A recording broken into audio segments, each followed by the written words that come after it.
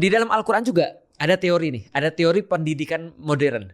Allah bilang begini, huwaladzi ba'atsa fil ummiyina rasulam minhum yatlu alaihim ayatihi wa yuzakkihim wa yu'allimuhumul kitaba wal hikmah. Artinya begini, adalah Allah yang menurunkan Rasulnya Muhammad untuk mengajarkan kepada manusia tentang agama. Yang agamanya apa? Yatlu alaihim ayatihi, dengan cara membacakan pada manusia ayat-ayatnya.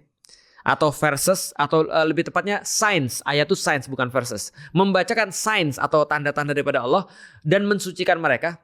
Lalu yang ketiga adalah mengajarkan mereka Alkitab dan mengajarkan kepada mereka hikmah. Oke, kalau gitu kita lihat ya.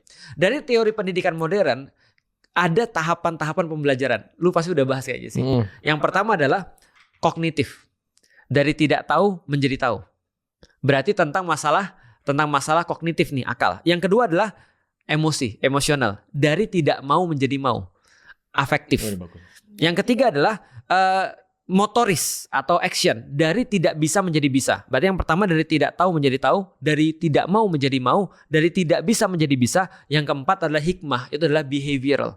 Jadi dia sudah kemudian masuk tidak tahu menjadi tahu. Dari kemudian tidak mau menjadi mau. Tidak bisa menjadi bisa. Behavioral. Nah, ini sesuai dengan yatlu alaihim ayatihi wa yuzakkihim wa yu'allimuhumul kitaba wal hikmah.